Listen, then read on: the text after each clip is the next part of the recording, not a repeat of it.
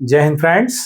मैं डॉक्टर दिलीप सिंह एक बार CRM full course series name concept to career में आपका स्वागत करता हूं। विदाउट एनी फर्दर डिले हम लोग चलते हैं अपने टॉपिक की तरफ और आज का टॉपिक सबसे इंपॉर्टेंट टॉपिक है data warehouse and data mining in CRM. बहुत ही इंपॉर्टेंट है और 100% एग्जाम में पूछा जाता है। इसको आप स्टार करके रखिए और बहुत अच्छे समझिए। बहुत इजी वे में आपको मैं बताने वाला हूं। सबसे पहले हम बात कर लेते हैं डेटा वेयरहाउस की। डेटा वेयरहाउस, डेटा वेयरहाउस क्या होता है? It's a huge amount, it's a huge collection of databases. बहुत सारे डेटा को जहां पे एक जगह इकट्ठा करके रख दिया जाता है उसको हम डेटा वेयरहाउस बोलते हैं।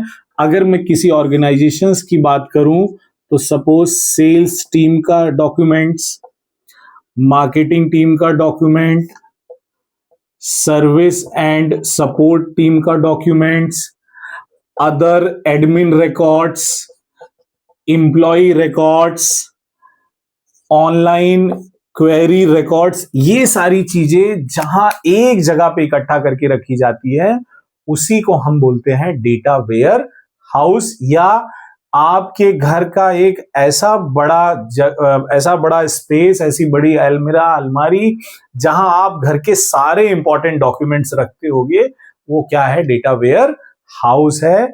अब क्या करेंगे इसमें? अगर हमको कोई पुरानी फाइल निकालनी है, किसी सेल्स टीम का पुराना रिकॉर्ड निकालना है, तो हम इस डेटा वेयर हाउस का यूज करके निकाल सकते हैं। तो इससे क्या क्या चीजें हम पॉसिबल कर सकते हैं, एक छोटा सा मैं ब्रीफ आपको दे दूं कि डेटा वेयर हाउस से हम लोग मंथली सेल्स रिपोर्ट देख सकते हैं। मंथली सेल्स रिपोर्ट, क्योंकि हम सेल्स की बात कर रहे हैं।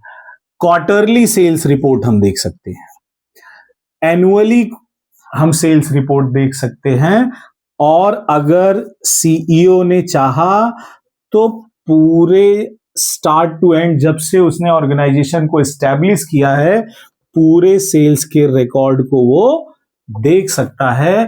ये तो काम होता है डेटा वेयर हाउस का। एक बार मैं और एक तरीके से बता दूं, ये एक ऐसा कबोर्ड है जहां पे हम कंपनी की पुरानी सारी फाइल को स्टोर करके रखते हैं। इसको तो हम बोलते हैं डेटा वेयर हाउस। इसका स्क्रीनशॉट ले लो। अब हम बात करेंगे डेटा माइनिंग।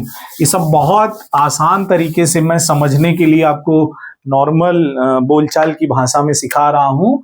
नाउ हम बात करते हैं डेटा माइनिंग। माइनिंग का मतलब ही होता है कि ह्यूज अमाउंट ऑफ डेटाबेस में से रिक्वायर्ड डेटाबेस को फेच करना या एक्सट्रैक्ट करना। यहां पे extracting a data from huge amount of database, मतलब बहुत बड़े डेटाबेस में से अपने रिक्वायर्ड डेटा को फेच करना। फेच करना लिख लो आप। फेच करना क्या होता है? डेटा माइनिंग होता है।